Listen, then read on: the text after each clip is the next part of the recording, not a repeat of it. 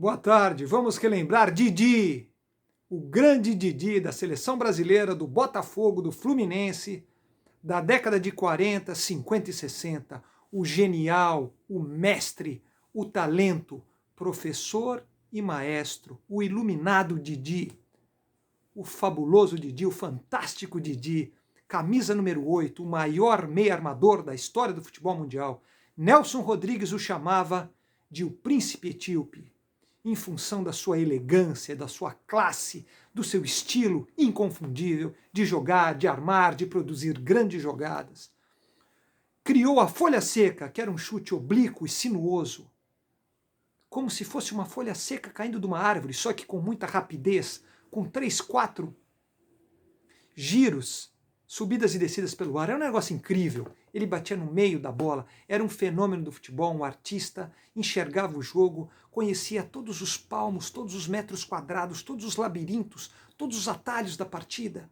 Conduzia a equipe com muita lucidez. Era um futebol lúdico, alegre, artístico, mágico, controle perfeito de bola, técnica apurada, conclusões fantásticas, um lançador fabuloso, sabia lançar, lançamentos milimétricos, movimentava todo o ataque, a bola passava sempre pelos seus pés de ouro, e seu cérebro dinâmico, seu cérebro inteligente, um dos jogadores mais inteligentes da história do futebol, um dos maiores mitos de todos os tempos do futebol. Didi, Valdir Pereira, um gênio da bola, grandioso, fantástico, fabuloso. Foi ser o primeiro gol do Maracanã, em 1950, feito pela seleção carioca, né, porque ele jogou na seleção, ele jogava na seleção carioca, brasileira, seleção mundial. Aonde tinha uma seleção, lá estava ele, o fabuloso, fantástico, indescritível Didi, o mestre do futebol, o grande Didi, a elegância, o estilo,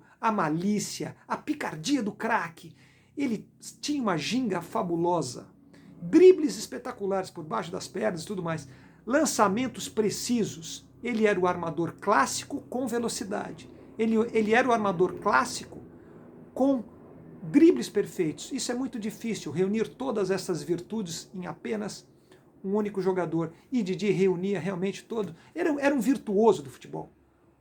Il Toscanini, o maestro. Eu comparo a Di Cavalcanti, o nosso grande gênio da pintura. E realmente, eu acredito que o Didi foi o maior historiador do futebol mundial em todos os tempos. O historiador da bola, o mestre da bola.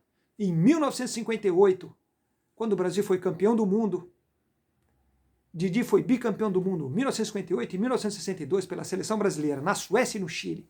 Em 1958, quando o Brasil toma o primeiro gol da Suécia, todos preocupados, não é? O Brasil inteiro. E agora? Tomamos o primeiro gol da Suécia. Eis que Didi pega a bola no fundo do gol do Brasil, a coloca debaixo do braço e a passos lentos, serenos e inteligente caminha até o centro do gramado, transmitindo segurança, força e confiança para toda a equipe.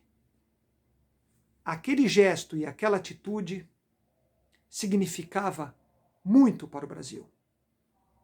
Era como se ele dissesse para os jogadores brasileiros, ele tinha 29 anos, quase 30, e os jogadores do Brasil eram jovens.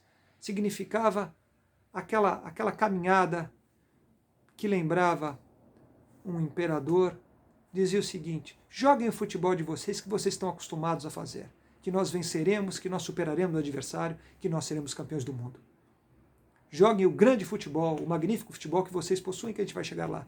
E realmente o Brasil venceu a Suécia por 5-2 e colocou toda a empáfia e arrogância europeia por água abaixo. Com o talento, com a ginga e com a maestria do povo brasileiro, e com a arte, a beleza, a intuição e um futebol gigantesco de Didi, o grande Didi, o mestre Didi, honesto, bondoso, simples, futebol natural, futebol com identidade, futebol que valorizava a história da arte. Toda a história da arte acadêmica está dentro do futebol de Didi. Se você reunir o Maracanã, o Mineirão e o Pacaembu, era o futebol de Didi, de tão grande que ele era. Um futebol geográfico, um futebol mapa-mundi, um futebol do tamanho dos astros celestiais. Didi era fabuloso. Em 62 também foi o líder daquela seleção, conduzindo o Brasil para mais um título. Em 54 fez uma boa Copa do Mundo, era jogador ainda do Fluminense. O bicampeonato mundial já era jogador do Botafogo, do Rio. Enfim, Didi era um esplendor. Jogou no Real Madrid, da Espanha. Antes de chegar ao estrelato, atuou pelo Americano de Campos, jogou no Lençoense de Lençóis Paulista, aqui em São Paulo, e no Madureira do Rio. Atuou em 66, já no final de carreira no São Paulo. Teve uma passagem pelo Sport Boys do Peru, antes de encerrar a carreira e se tornar um grande treinador também. Conduziu a seleção peruana em 1970 a um belíssimo campeonato mundial, comandando uma equipe que é a maior equipe da história do Peru até hoje, com Cubillas, com Galhardo. Trabalhou no Cruzeiro, fez grandes trabalhos no Cruzeiro, aqui no Brasil, no Fluminense, comandando aquele time chamado de A Máquina, do Francisco Horta, em 1975. Ensinou os argentinos do River Plate a tocar a bola, a jogar ofensivamente, a driblar, de acordo com o seu estilo, de acordo com o estilo do povo brasileiro. Enfim, Didi foi um mestre insuperável, um gênio, o maior camisa 8 da história do futebol mundial em todos os tempos. Tinha uma sutileza, uma familiaridade com o futebol que era um negócio impressionante. A bola reconhecia quando era tocada por ele. A bola procurava os seus pés. A bola sabia que Didi era um gigante, era um mestre, era um talento fantástico. Armava o jogo para toda a equipe, para o centroavante, para o ponta de lança. Enfim, ele conduzia, ele municiava o ataque, ele armava, ele sabia centralizar o jogo. E dava 1, 2 toques na bola, com muita habilidade. Era calmo e rápido. Era uma coisa fantástica, ritmo compassado de corrida, mas ao mesmo tempo um vigor, uma inteligência e uma forma de se colocar que ele parecia ser 1000 jogadores ao mesmo tempo. Estava em todo lugar do campo, a bola passava pelos seus pés. A folha seca é o criador da folha seca. Veja que bonito, aquela batida em que a bola desfere curvas e entra no fundo do gol. Faltas nas imediações do gol, próximas à área, Didi definia com cobranças magistrais. Fez muitos discípulos pelo futebol brasileiro, também grandiosos, que o sucederam. E Didi realmente foi tudo isso e muito mais. Gênio, craque, maravilhoso, espetacular, grande ser humano, grande artista da bola. Ele sentia o futebol como poucos, era um pensador, estava além do seu tempo, sabia pensar, sabia sentir o futebol, carregava o seu sentimento quando tocava na bola. O seu toque era com amor, dignidade e arte. Ginga de corpo e dribles espetaculares, perfeição nos passes, nos lançamentos, na forma de liderar uma equipe, um líder natural, um líder abençoado por Deus, um ídolo, um mito, uma coisa fabulosa.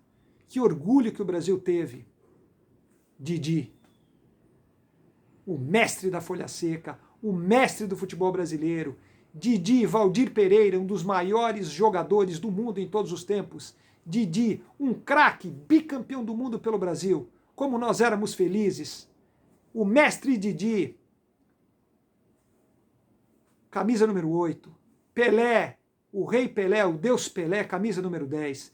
E na ponta direita com a camisa número 7, o grande driblador Garrincha. Que período de ouro da história do Brasil, da cultura brasileira. Enfim, que alegria que esses imortais da bola são brasileiros. Didi era um mágico do futebol, um maestro, sabia tudo e muito mais de futebol. Conhecia cada polegada do campo, cada milímetro do campo ele conhecia. E fazia tudo com muita rapidez, inteligência, destreza e muita habilidade. habilidade na sua essência, no seu âmago, habilidade na sua verdade, no seu cerne. Didi, o grande Didi, obrigada por tudo, você jamais será esquecido, você é ídolo, glória imortal, você é brasileiro e um super, super, super craque. Eternamente, Didi, um dos maiores ídolos da história do futebol. Valdir Pereira, o mestre Didi.